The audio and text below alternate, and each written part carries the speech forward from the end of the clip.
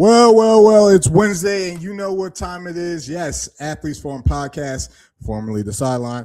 But we are back with College Sports Crew, here to talk some ball, here to talk some college game, the chaos, decisions that are being made, here to break it all down. I'm your host, Jamal Clay. Thank you all for tuning in. If you're not subscribed to the channel, just click that subscribe button real quick through the handles below. Drop a comment. More importantly, let's talk it out. This is an interactive show, and I kind of like to chat with you guys and kind of see how this goes. So, as we check it out on the board, as we got here, couple topics we'll dive into today. Dante finally makes a decision. Was it the right one? Right, the portal's cooking. Right, the portal's cooking. There's one big fish that's out there that could be, the pretty girl at the dance when it's all said and done, as we are heading down to the wire when it comes to portal season, right? And last but not least, since this is going to be the last episode until the national championship, we'll talk about the Miami, Indiana national championship. We will make a pick on the national championship, all right? So drop a comment, let me know what you guys think, all right? Let's get right into it, and let's kind of talk about it right off the bat. Dante Moore makes a decision, right? Dante Moore makes a decision, and he decides to stay, right? The potential number 2 pick in the NFL draft, right, at least according to most scouts, decides to stay at Oregon and comes back to Oregon for one more year, right? Over 3,500 passing yards last season, 30 touchdowns to 10 interceptions, a 78% QBRs, returning back to Oregon. Not only is he returning back to Oregon, 4 starting defensive linemen are returning back, right? Kane Sadiq, the tight end, he is going to the NFL draft. But needless to say, Oregon is reloading. And you can even make an argument that Oregon wasn't even supposed to be as good as they were this year, because this was supposed to be the rebuild year. Next year is the reloading year. Not to make excuses, because they still got, the ass whip versus Indiana, but this is a huge grab for Oregon. And really, is this potentially going to be that one step closer to what they're trying to accomplish? Obviously, a couple years ago, lost in the quarterfinals. This year, lost in the semifinals. Now is next year natty, right? Now is next year the natty. We will see how that all pans out. But Dante Moore, again, starting quarterback. He's only a sophomore, right? Only 20 years old, right? Returning back to Oregon, right? Phil Knight wasn't letting this one go, right? He was like, I'll pay you whatever your rookie potential earnings would have been, right? So now Oregon looks like has kind of started a trend, right? Oregon has kind of started a trend when it comes to these quarterbacks. You saw what they did last year with Dante transferring to Oregon, even though they had Dylan Gabriel, right? He was the backup. He got the year experience. We saw how this panned out. Now they got Dylan Raiola, who allegedly was going to Oregon with the intentions to, if Dante was coming back, that he was going to sit. He was well aware of that. And that was the plan really set in place. So they're kind of starting a trend with getting these veteran quarterbacks reloading at the quarterback position, possibly having them sit for a year, right? Really get the offense under the belt, really understand the culture of what Dan Lanning's trying to do at Oregon. And then when they're ready, all right, full go ahead when it's their turn, right? Now, was it the right move? I'm going to say it was the right move, right? Obviously, from a money perspective, Phil Knight's could pay you whatever your NFL contract's going to be. So money, you could kind of take that, off the table, so to say, because Oregon – the pockets ain't short in Oregon, right? Let's just leave it at that. But now he could come back. He get another year of experience. He can even take out an insurance policy, right? He can even take out an insurance policy just in case if anything happens, and really set himself up for what, long-term money-wise, what could have and what still can be for him, right? Now, again, this is a trend that is starting at Oregon with them stacking up these veteran quarterbacks, right? And it doesn't always have to be about the money. Maybe it's the mission, all right? Maybe it's the mission of coming to win the Natty. Maybe Michigan started a trend a couple years ago with everyone coming back. We saw it last year, Ohio State, or 2 years ago, last year, Ohio State, everyone coming back. Penn State tried to do that this year, failed miserably, right? But you can see, with everyone starting to return to Oregon, what the mission is going to be with with a veteran team coming back to play to accomplish the mission, right? Not to mention, you got to be mature enough to make a decision like that, right? You got to be mature enough to understand, listen, I may not be ready for the NFL game, right? And I may need one more belt or one more year under my belt, regardless if my offensive coordinator is going to a different school, right? Maybe it's an opportunity to redefine my game, and maybe setting myself up long term for when I get to the league, right? So, not to mention, when you look at the two picks at the top, what have the Raiders and the Jets done with rookie quarterbacks, with young quarterbacks, with developing these quarterbacks, right? When you think of the Raiders, the only really quarterback that comes to mind is Derek Carr, and he was a second-round pick. Outside of that, they don't really have a history of developing rookie quarterbacks.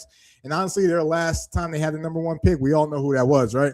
Jamarcus Russell, right? We saw how that panned out. So under Tom Brady, I'm going to assume they're going to do a better job at going through the vetting process of make sure they're getting the right guy. But with Dante coming back, it really makes the decision that much clearer, right? Fernando Mendoza, I don't think they're questioning him from the neck up, right? It's really going to be his ability. Is he athletic enough? Is he capable enough? Does he have a strong enough arm to play at the next level? Obviously, a lot of people think he does, right?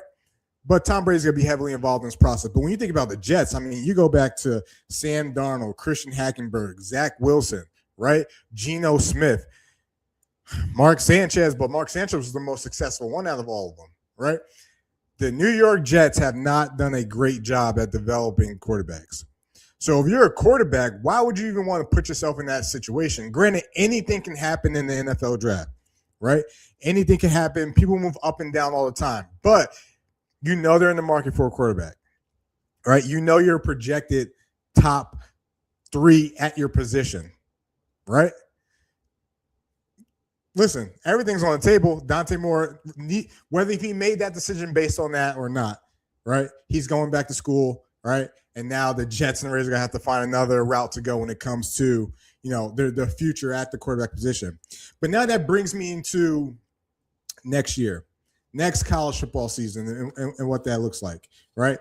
And just think about some of not just the quarterback names, but the draft class we're going to get next year, right? When you think about quarterbacks, you think about, I'm going to read your list of names: Lenora Sellers, Dante Moore, DJ Lagway, if he turns things around, Arch Manning, Josh Hoover, Indiana, Julian Sayin, Ohio State, John Mateer, Oklahoma, Marcel Reed, Nico Iamaleava. That's just the quarterbacks. And I didn't even name close to, whoever could be the potential, whoever could be the next Fernando Mendoza, whoever that is, wherever they are, right? Just the quarterbacks alone next year. And then you look at the other skill positions. I got Dylan Stewart, defensive end, USC. I got Jeremiah Smith, wide receiver, Ohio State. I got Cam Coleman, wide receiver, Texas. I got Jordan Seaton, offensive tackle, wherever he goes. I got Jaden Ball, running back, University of Florida. All right, Colin Simmons, defensive end, University of Texas. I got who else is on this list? Nick Nash, receiver, now at Indiana. Sammy Brown, linebacker, Clemson. KJ Bolden, Chris, I know you gotta like that one. KJ Bolden, safety at Georgia. Ryan Ringo, a wide receiver, Texas. Zachariah Branch, Georgia. Mario Craver, wide receiver, Texas A&M. Justice Hayes, running back, Georgia Tech. Next year is fucking loaded with talent, right? Loaded. And I'm excited to see how this pans out can this group of talent that could potentially be one of the top draft classes we've ever seen, can they really perform? Because remember, going into this year, it was about the quarterbacks, right? Gary Nussmeier, Cade Klubnik, right? Arch Manning, but Arch ended up panning out towards the end of the season. No one really panned out from this year. We got a bunch of, no names that came out the mud and really made a name for themselves. Fernando Mendoza, Trinidad Chambers. Again, anything can happen. So we're gonna see if this group of talent, right? If this group of talent can really make a name for themselves next year, right? Now, let's pay some bills real quick. Let's talk about College Sports Crew, all right? You see the tags below, right? Follow us on X at College Crew. Follow us on YouTube, College Sports Crew. Follow us on TikTok at College Sports Crew, where we do lives, right? We're almost at 100 subscribers on YouTube, right? So join the crew, right? As we're here Monday through Friday. Monday, we got Veterans Sports Voice with Coach Pops. We got We Talk Ball, or we got Sweet Tea in the SEC on Tuesdays. We got Athletes Forum Podcast on Wednesdays. We got We Talk Ball Thursdays, and we got some live reactions coming. We're going to have a baseball show. We're going to dive into some basketball. I know I will, some college basketball and some draft talk, once college football is over, because that's really ruling the world right now. So do us a favor. Like, subscribe. More importantly, drop a comment. Let's talk it out. All right. Next, the portal is fucking nuts. The portal is out of control right now, right? And not just out of control, but these are like top names that are going crazy. And all this is reported by On3, so they get all the credit. But just listen to some of these names. Justice Hayes, running back, going from Michigan to Georgia Tech, right? Malik Harford, safety, going from Ohio State to UCLA, right? Obviously, DeAndre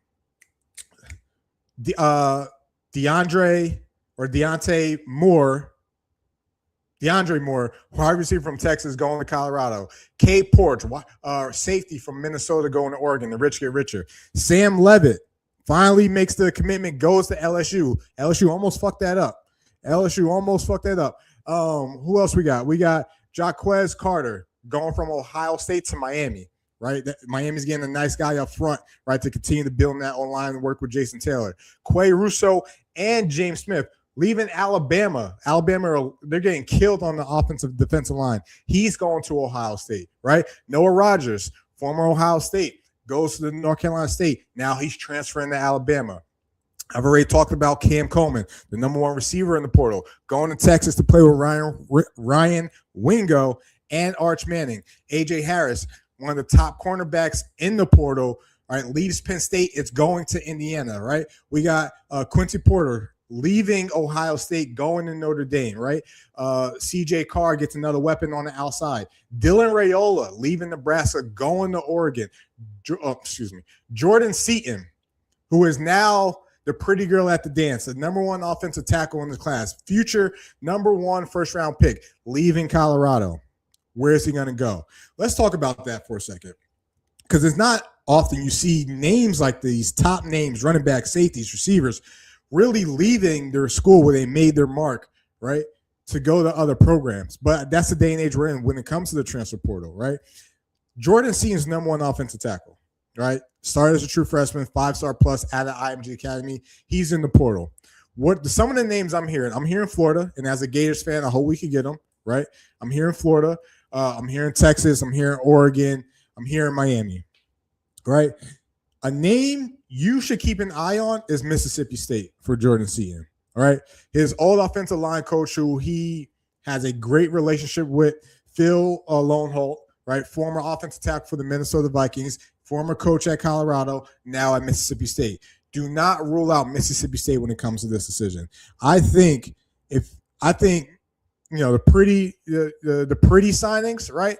I'm gonna say he leaned towards maybe a Miami, an Oregon, maybe a Texas. I don't know, right? But do not rule out Mississippi State for Jordan Seaton, right? The number one offensive tackle in the portal, and be curious to see where he ends up, right? But the portal's fucking crazy right now, right? College football is nuts, right? College football, this free agency, when it comes to college football, is really almost better, right, than the NFL. Because, listen, when you get to the NFL, it becomes more about the money. It becomes more about making business decisions. Now, granted, these are all business decisions, but college football is about hope, right?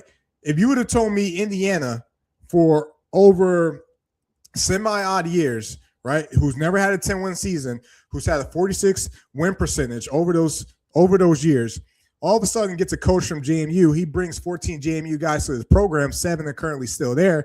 In the past 2 seasons, they had a 92 per win percentage, right? That's the hope I'm talking about. So the portal has installed hope in regards to these programs and really created parity.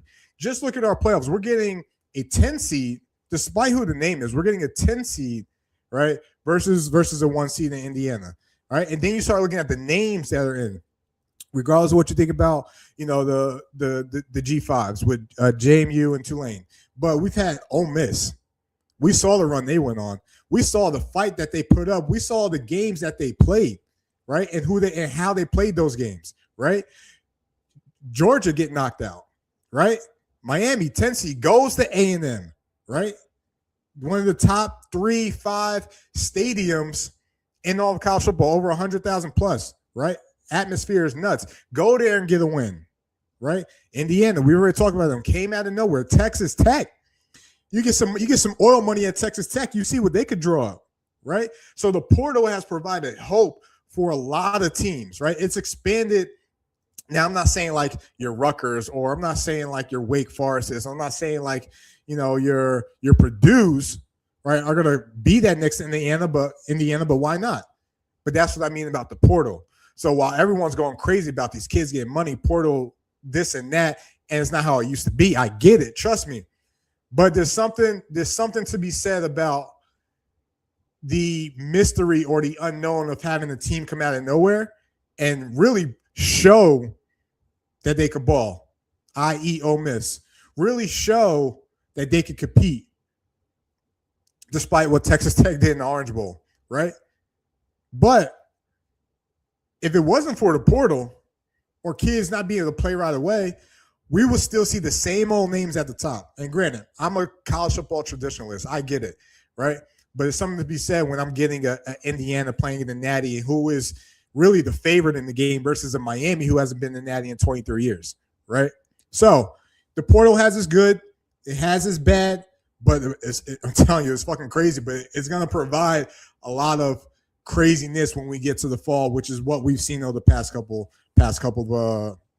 weeks, right? Especially in this playoffs. So it's been nuts. Again, subscribe to the channels below, or subscribe to the X, YouTube, Twitch, right? Or it's not Twitch, TikTok, right? Drop a comment. Let me know what you think. Let's talk it out. All right. It's time to get to it. All right.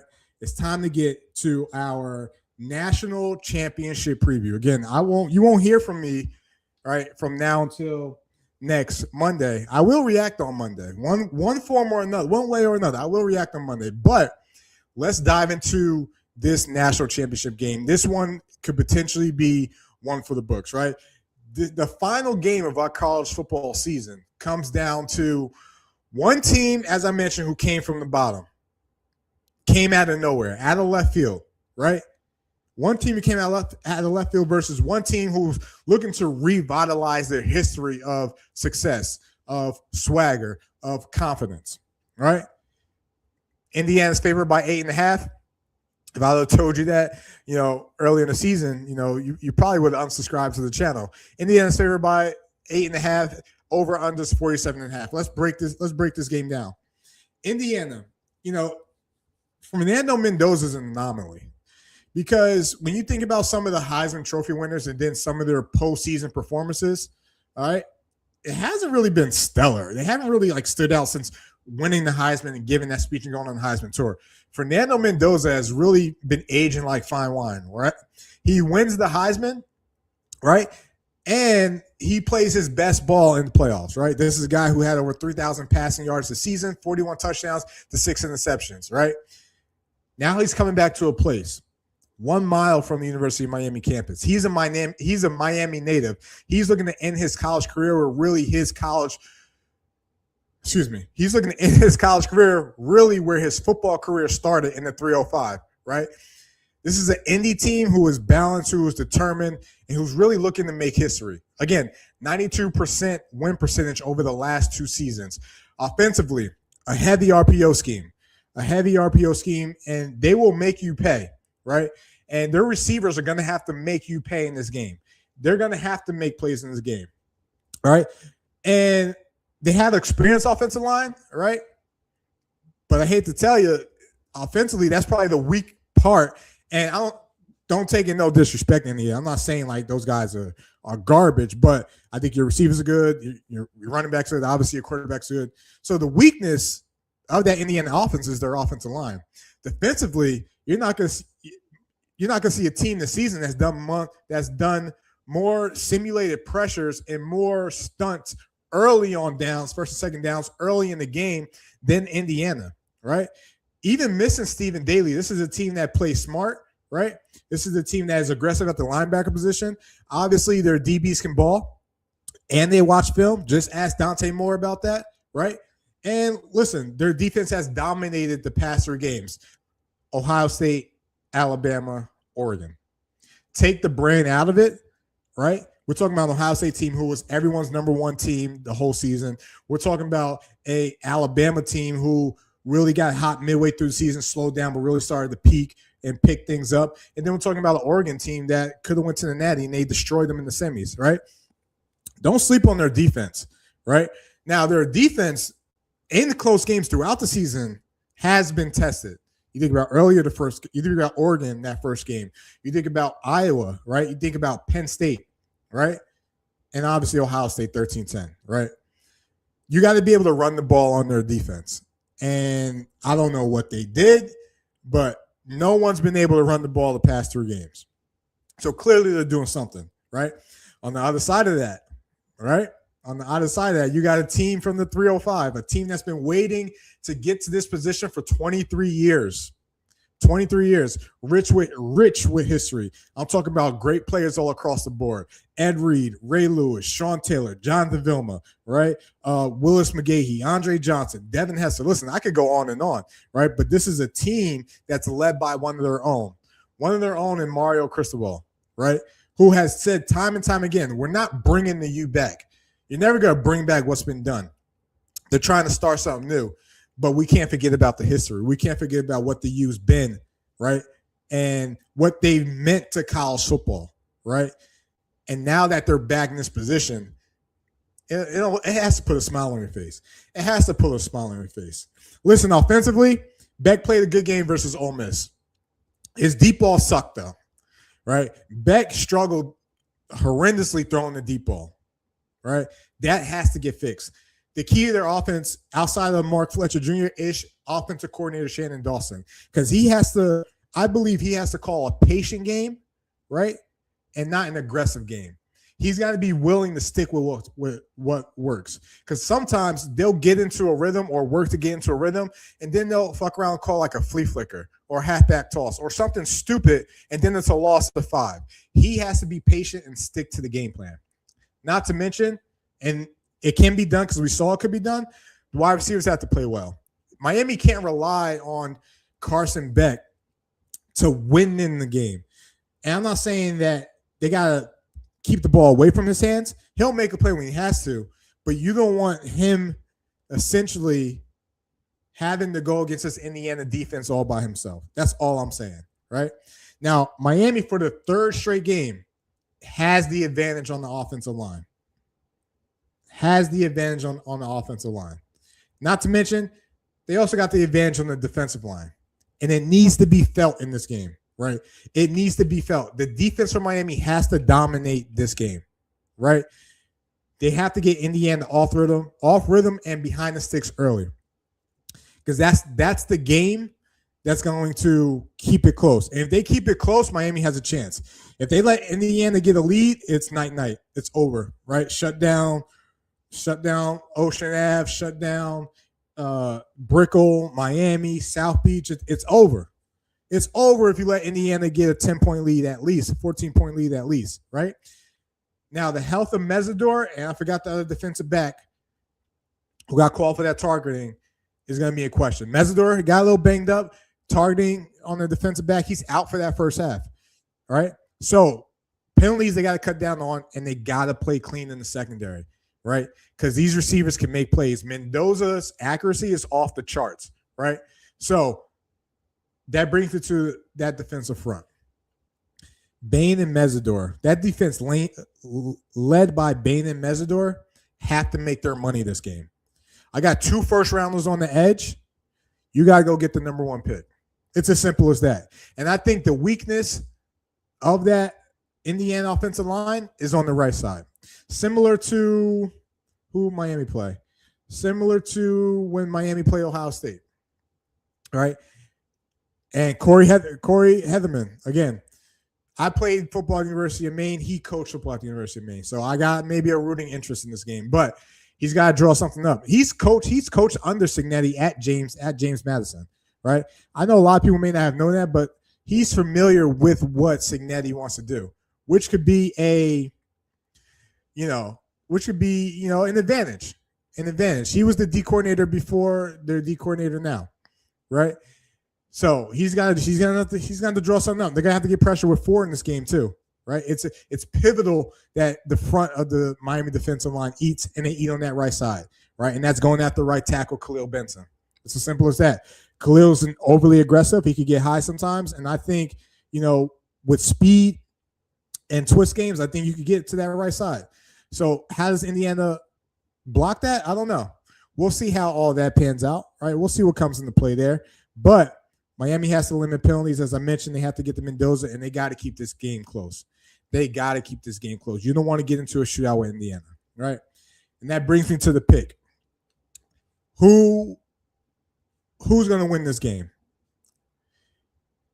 It's hard. Everything points to Indiana winning this game, right? There's something to me that just wants to go against the grain, all right?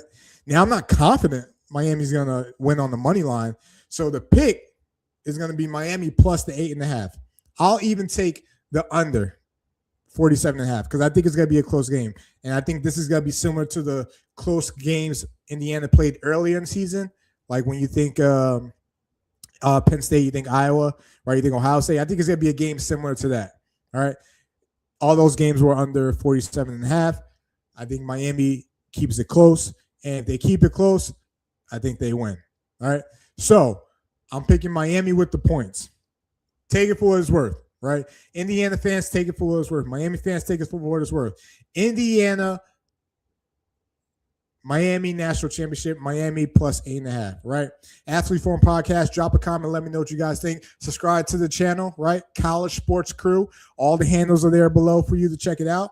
Subscribe to Athletes Forum Podcast, right? We're bringing you content daily, right? This is the Athletes Forum Podcast. Take care.